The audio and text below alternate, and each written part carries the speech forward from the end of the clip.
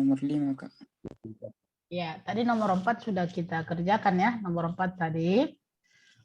Besarnya pengaruh variabel X dengan variabel Y atau terhadap variabel Y. Maka di sini tadi R kuadrat kali 100% dan seterusnya sudah ada dia. Persentasenya itu adalah 77,6%. Yang berikutnya nomor 5, kita akan membuat yang namanya keputusan. Jadi keputusan ini bisa kita ambil berdasarkan nilai signifikan, bisa juga yang namanya berdasarkan nilai daripada korelasinya. Oke, maka kita lihat di sini, kita bandingkan dulu nilai korelasi yang kita hitung secara manual atau yang barusan kita hitung tadi dengan korelasi tabelnya. Jadi kita uji, jika T korelasi lebih besar daripada T tabel, maka H0 ditolak. Kalau T korelasi lebih kecil daripada T tabel, maka H0 diterima. Oke. Dari manakah dapat yang namanya T korelasi dan T tabel? Ada lagi rumusnya, Dek. Belum ada hasilnya. Yang ini tadi masih nilai korelasi gitu ya. Maka kalau kita ingin mencari nilai T korelasinya atau T gitu ya, maka rumusnya adalah T sama dengan R dikali akar N kurang 2 per 1 kurang R kuadrat. Oke, maka kalau kita lihat, tadi nilai R-nya adalah 0,881 dikali akar dari banyak data kita adalah 6 dikurang 2 dibagi akar dari 1 kurang 0,881 kuadrat.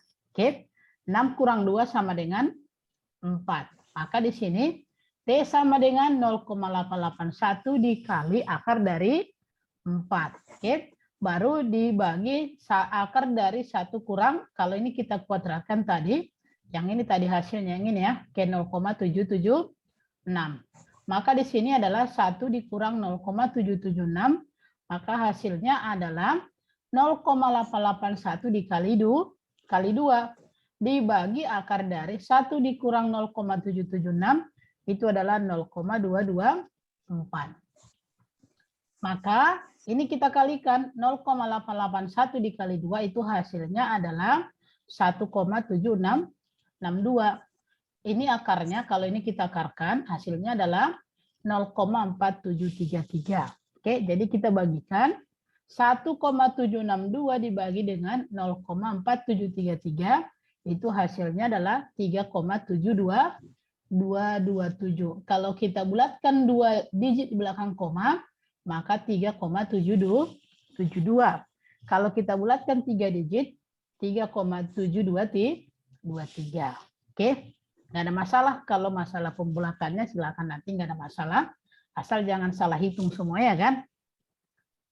Kalau dibuat nanti di sini, Dek, masih 3, misalnya 60 sekian, itu masih mendekati. Tapi kalau hasilnya di sini ini 3, kamu buat hasilnya 1 gitu ya, itu sudah salah. Maka kita lihat T korelasi hitung itu adalah 3,7227.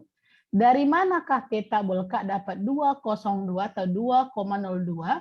Itu adalah dari SPSS. Maka caranya kita kembali ke SPSS. Masih ingat kemarin cara menciptakan variabel baru? Masih ingat? Di pertemuan yang kedua. Oke, silakan diperhatikan. Kita klik dari menu transform, kita pilih di sini adalah compute variable. Oke, compute itu adalah menciptakan variabel baru. Apa mau kita buat? Itu adalah T-table. Oke, T-table. Maka di sini ada namanya numeric expression. Di sini ada namanya function group. Kita cari di sini adalah IDF. Maka di sini ada IDF. Silakan kita cari IDF apa? Kita akan mencari nilai T. Maka di sini IDF T. Oke. Kemudian kita masukkan. Maka di sini tanda tanya yang pertama, oke. Di sini IDF T buka kurung prop, DF. Prop itu adalah probabilitas. Oke, probabilitas itu adalah tingkat kepercayaan terhadap data yang diolah. Kita berapa persen percaya terhadap data yang kita olah, maka tingkat kepercayaan terhadap data yang diolah di dalam SPSS itu adalah 0,95. Oke. Sedangkan yang namanya DF itu adalah degree of freedom. Derajat kebebasan itu adalah di sini rumusnya banyak data dikurang satu. Berapa data kita tadi? Ayo, berapa data kita? 6. 6 dikurang 1. 5. Maka jadi 5 di sini. Jadi hasilnya adalah IDFT 0,95,5. Oke. Kalau sudah kita okekan, maka hasilnya nanti dapat di sini adalah 2,02. Ini enggak dikarang-karang gitu ya. Jadi kita kembali ke pengambilan keputusannya, maka dapat T tabelnya adalah 2,02. 3,7227 itu pasti lebih besar dibandingkan dengan yang namanya 2,02. Karena dia lebih besar tadi, maka di sini itu adalah H0 ditolak. Kalau H0 ditolak, Dek, maka siapa yang diterima? H1, Kak. H1. HI adalah H1, bukan HI ya. H0 dan H1 gitu ya. Maka di sini kita buat dia bunyi H1. Bunyinya tadi adalah ada hubungan antara banyaknya jumlah polisi dengan banyaknya pengendara yang ditilang setiap hari. Jadi ada hubungannya. Kenapa ada hubungannya? Bisa tadi kita lihat di sini deh, yang ini besarnya pengaruh 77,66%. Maka di sini ada hubungannya. Jadi hati-hati bagi yang ya pengendara gitu ya. Oke. Maka selesailah nomor berapa? Nomor 5 gitu ya. Sekarang kita lanjut nomor 6. Nomor 6 ngapain? Kita buktikan di Microsoft Excel. Oke, kita kembali ke Excel-nya. Oke, ini sudah dapat. Ini kan gampang nyarinya tadi. Sudah dapat ya? Ini kan udah dikerjakan tadi. Oke, maka cara pengerjaannya seperti ini. Kalau sudah, pertama kita ketik di sini adalah N. Ada di sini R, baru di sini adalah T. Oke. R itu adalah kita akan mencari nilai daripada korelasi. Kita akan cari nilai korelasinya. Kemudian kita akan mencari nilai daripada T korelasi hitung. Oke. Maka bagaimana cara mencari banyak data? Maka di sini rumusnya adalah count. Oke. Masih ingat ini ya. Buka kurung, kita sorot data bebas yang mana. Oke. Maka hasilnya adalah 6. Oke.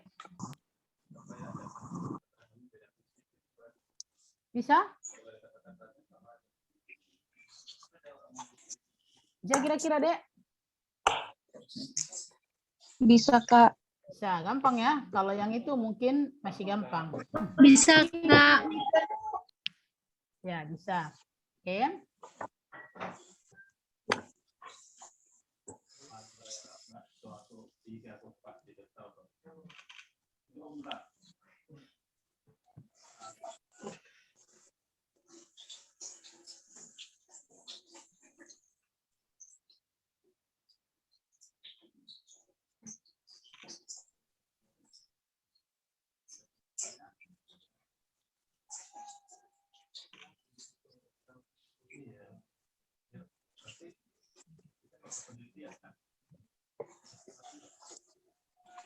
Oke, yang berikutnya.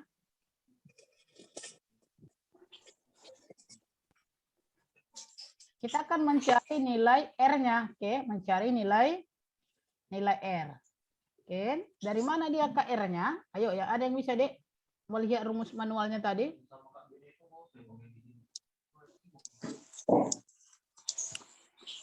Ada yang bisa? Di sini kan kita hanya memasukkan yang namanya alamat selnya, oke?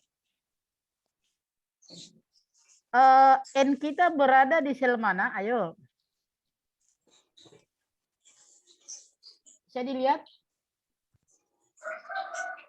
Ya, ini N kita berada di sel B B10 berarti di sini kita masukkan sama dengan buka kurung, oke, baru kita sorot. Berarti ini N dikali, apa tadi rumusnya, Dek?